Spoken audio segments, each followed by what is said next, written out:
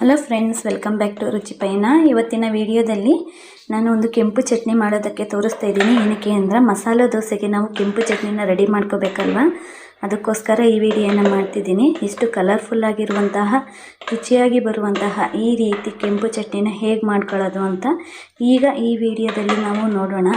Colour ನೋಡ್ತಾ ಇದ್ರೆ ನೀವು ನೋಡ್ಬೋದು ಎಷ್ಟು ಕಲರ್ಫುಲ್ ಆಗಿದೆ ಅಂತ. ಈ ಕಲರನ್ನು ದೋಸೆ ಮೇಲೆ ಹಾಕಿದ್ರೆ ಸಾಕು, ಅದ್ರ ಬಣ್ಣ ಹಾಗೂ ಅದ್ರ ಟೇಸ್ಟೇ ಬದಲಾಗುತ್ತೆ. ಮತ್ತು ಮಕ್ಕಳುಗಳನ್ನು ನೋಡ್ತಾ ಇದ್ರೇ ಅದು ಬೇಕು ಅನ್ನಿಸುತ್ತೆ, ಆ ರೀತಿ ಕಲರ್ಫುಲ್ಲಾಗಿ ಬಂದಿದೆ. ಇದನ್ನು ಮಾಡೋದಕ್ಕೆ ನಾನು ಏನೆಲ್ಲ ಇಂಗ್ರೀಡಿಯೆಂಟ್ಸನ್ನು ಬಳಸ್ದೆ ಮತ್ತು ಹೇಗೆಲ್ಲ ಪ್ರೊಸೀಜರಲ್ಲಿ ಮಾಡಿದೆ ಅನ್ನೋದನ್ನು ಈಗ ಈ ವಿಡಿಯೋದಲ್ಲಿ ನಾನು ತಿಳಿಸ್ಕೊಡ್ತಿದ್ದೀನಿ. ಹಾಗಿದ್ರೆ ಈ ವಿಡಿಯೋನ ಶುರು ಮಾಡೋಣ ಅಲ್ಲ? ಹಾಗಿದ್ರೆ ಬನ್ನಿ. ಈಗ ನಾನು ಒಂದು 7 ರಿಂದ 8 ಬ್ಯಾಡಗಿ ಮೆಣಸಿಕಾಯನ್ನು ಒಂದು ಪಾತ್ರೆಗೆ ಹಾಕಿ ಅದಕ್ಕೆ ಬಿಸಿ ನೀರನ್ನು ಹಾಕಿ ಒಂದು 5 ನಿಮಿಷ ಅದನ್ನು ಎತ್ತಿಟ್ಬಿಡೋಣ. ಯಾಕೆ ಅಂದರೆ ಅದು ಸ್ವಲ್ಪ ನೆನೆಬೇಕು. ನೆಂದರೆ ಏನಾಗುತ್ತೆ, ನೀಟಾಗಿ ಪೇಸ್ಟ್ ಆಗುತ್ತೆ. ಅದಕ್ಕೋಸ್ಕರ ಜಾರಲ್ಲಿ ನೆನೆಸ್ದಂತೆ ಹಾಕ್ಬಿಟ್ರೆ ಅದು ಪುಡಿ ಆಗೋದಕ್ಕೆ ಅಷ್ಟು ಇದಾಗಲ್ಲ. ಪೇಸ್ಟ್ ಆಗಬೇಕಾದ್ರೆ ಲೇಟ್ ಆಗುತ್ತೆ. ಈ ರೀತಿ ಮಾಡಿ ಹಾಕೋದ್ರಿಂದ ತುಂಬಾ ಬೇಗ ಪೇಸ್ಟ್ ಆಗುತ್ತೆ ಮತ್ತು ಕಲರು ಚೆನ್ನಾಗಿ ಬರುತ್ತೆ. ನೋಡಿ, ಇಷ್ಟು ನಮಗೆ ಎಷ್ಟು ಕ್ವಾಂಟಿಟಿಯಲ್ಲಿ ನಾವು ದೋಸೆನ ಮಾಡ್ತಿದ್ದೀವಿ ಅನ್ನೋದ್ರ ಮೇಲೆ ನಾವು ಈ ಮೆಣಸಿಕಾಯಿ ಕ್ವಾಂಟಿಟಿನ ಹೆಚ್ಚಿಸ್ಕೋಬೇಕಾಗತ್ತೆ. ಹಾಗಾಗಿ ಈಗ ಇದಕ್ಕೆ ನಾನು ನೆನೆಸಿರುವಂತಹ ಬ್ಯಾಡಗಿ ಮೆಣಸಿಕಾಯಿ ಹಾಕೋತಾ ಇದ್ದೀನಿ. ಒಂದು ದಪ್ಪ ಗಾತ್ರದ ಗೆಡ್ಡೆ ಬೆಳ್ಳುಳ್ಳಿಯನ್ನು ತಗೊಂಡಿದ್ದೀನಿ ನಾನು. ಜೊತೆಗೆ 1 ಸ್ಪೂನ್ ಆಗುವಷ್ಟು ಜೀರಿಗೆಯನ್ನು ತಗೊಂಡಿದ್ದೀನಿ. 1 ಕಪ್ಪು, 1 ಈರುಳ್ಳಿ, 1 ಕಪ್ ಅಂತಂದರೆ 1 ಈರುಳ್ಳಿಯನ್ನು ಕಟ್ ಮಾಡಿ ಹಾಕೋತಾ ಇದ್ದೀನಿ ನಾನು. ಇದಿಷ್ಟನ್ನು ಬೇಕಂದರೆ ಇದಕ್ಕೊಂದು ಸ್ವಲ್ಪ ಉಪ್ಪನ್ನು ಹಾಕ್ಕೊಳ್ಳಿ. ನಾನು ಇದಕ್ಕೆ ಉಪ್ಪನ್ನು ಪಲ್ಯಕ್ಕೆ ಎಲ್ಲದಕ್ಕೂ ಹಾಕಿರೋದ್ರಿಂದ ಅದು ಮೇಂಟೈನ್ ಆಗುತ್ತೆ ಅಂತ ಹಾಕಿಲ್ಲ. ಬೇಕಂದರೆ ನೀವು ಇದಕ್ಕೊಂದು ಸ್ವಲ್ಪ ಸಾಲ್ಟನ್ನು ಹಾಕ್ಬಿಟ್ಟು ಚೆನ್ನಾಗಿ ನೈಸ್ ಪೇಸ್ಟ್ ಹಾಕಬೇಕು. ತುಂಬಾ ಈಸಿಯಾಗಿ ಮಾಡ್ಕೋಬೋದು.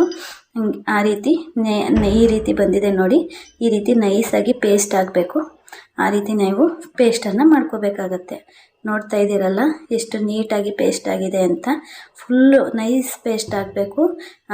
ಮೆಣಸಿಕಾಯಲ್ಲಿರುವಂಥ ಏನಾದರೂ ಸೀಡ್ಸ್ ಇರುತ್ತೆ ನೋಡಿ, ಅದೆಲ್ಲ ಕಾಣಬಾರ್ದು. ಆದಷ್ಟು ಪೇಸ್ಟ್ ನುಣ್ಣಗೆ ಆಗಿರಬೇಕು. ಯಾಕೆಂದರೆ ನಾವು ದೋಸೆ ಮೇಲೆ ಹರಡಿದಾಗ ಅಲ್ಲೆಲ್ಲ ಸೀಡ್ಸ್ ಮೆಣಸಿಕಾಯಿಂದ ಏನಿರುತ್ತಲ್ಲ ಅದೆಲ್ಲ ಅಲ್ಲಿ ಕಾಣಬಾರ್ದು. ಇದು ಫುಲ್ಲು ಪೇಸ್ಟ್ ಆಗಿದೆ ಅಂದಾಗ ನಾವು ದೋಸೆ ಮೇಲೆ ಹಾಕಿದ್ರೆ ತುಂಬಾ ಚೆನ್ನಾಗಿ ಬರುತ್ತೆ. ಇದು ಕಲರ್ ನೋಡ್ತಿದ್ದೀರಾ, ತುಂಬಾ ಕಲರ್ಫುಲ್ ಆಗಿದೆ. ಹಾಗಿದ್ರೆ ಈಗ ಇದನ್ನು ಒಂದು ಪಾತ್ರೆಗೆ ಸರ್ವ್ ಮಾಡ್ಕೊಳ್ಳೋಣ. ಬೇಕಂತಂದರೆ ನೀವು ಕಡಿಮೆ, ನಮಗೆ ಜಾಸ್ತಿ ತುಪ್ಪ ಬೆಣ್ಣೆ ಎಲ್ಲ ಯೂಸ್ ಮಾಡಲ್ಲ ಅನ್ನುವಂಥವ್ರಾದರೆ, ನಾವು ಬೆಣ್ಣೆ ತುಪ್ಪ ಯೂಸ್ ಮಾಡಲ್ಲ ಅಂದರೆ ಇದಕ್ಕೆ ಈ ಮಿಶ್ರಣಕ್ಕೆ ಸ್ವಲ್ಪನೇ ಆಯಿಲನ್ನು ಮಿಕ್ಸ್ ಮಾಡ್ಕೊಂಡ್ಬಿಡ್ಬೋದು. ದೋಸೆ ಮೇಲೆ ಆಯಿಲ್ ಹಾಕಲ್ಲ ನಾವು ಅನ್ನೋವರು ಈ ಮಿಶ್ರಣಕ್ಕೆ ಆಯಿಲನ್ನು ಹಾಕ್ಕೊಂಡ್ಬಿಟ್ರೆ ನಾವು ದೋಸೆಗೆ ಆಯಿಲ್ ಹಾಕೋದು ಬೇಕಾಗಿಲ್ಲ. ಇದನ್ನೇ ಸವರ್ಬಿಟ್ರೆ ಸಾಕಾಗತ್ತೆ. ಆದರೆ ನಾನು ಮಸಾಲೆ ದೋಸೆಗೆ ತುಪ್ಪನ ಬಳಸ್ತಾ ಇರೋದ್ರಿಂದ ನಾನು ಇದಕ್ಕೆ ಯಾವುದೇ ಬೆಣ್ಣೆನ ತುಪ್ಪನ ನಾನು ಮಿಶ್ರಣ ಮಾಡೋದಿಲ್ಲ. ನಾನು ದೋಸೆಗೆ ತುಪ್ಪ ಹಾಕಿ ನಂತರ ನಾನು ಇದನ್ನು ಮಾಡ್ತೀನಿ. ಅದು ನೆಕ್ಸ್ಟ್ ವೀಡಿಯೋದಲ್ಲಿ ಬರುತ್ತೆ. ಯಾವ ಮೆಜರ್ಮೆಂಟಲ್ಲಿ ಮಾಡಿದ್ರೆ ದೋಸೆ ಪರ್ಫೆಕ್ಟಾಗಿ ಬರುತ್ತೆ ಅನ್ನುವಂಥದ್ದನ್ನು ನಾನು ನೆಕ್ಸ್ಟ್ ವೀಡಿಯೋದಲ್ಲಿ ತೋರಿಸ್ಕೊಡ್ತೀನಿ. ಈ ವಿಡಿಯೋದಲ್ಲಿ ಸಂಪೂರ್ಣವಾಗಿ ಕೆಂಪು ಚಟ್ನಿನ ಹೇಗೆ ಮಾಡಿದೆ ಅನ್ನೋದನ್ನು ಈಗ ನೋಡಿದ್ರಿ ಅಲ್ವಾ. ಈ ವಿಡಿಯೋ ನೋಡಿ ಎಷ್ಟು ಇಷ್ಟ ಆಯಿತು ಮತ್ತು ನಿಮ್ಮ ಅನಿಸಿಕೆ ಅಭಿಪ್ರಾಯನ ಕಮೆಂಟ್ ಬಾಕ್ಸಲ್ಲಿ ತಿಳಿಸಿ. ಆದಷ್ಟು ನಮ್ಮ ಚಾನಲನ್ನು ಸಬ್ಸ್ಕ್ರೈಬ್ ಮಾಡ್ಕೊಳ್ಳಿ. ಧನ್ಯವಾದಗಳು.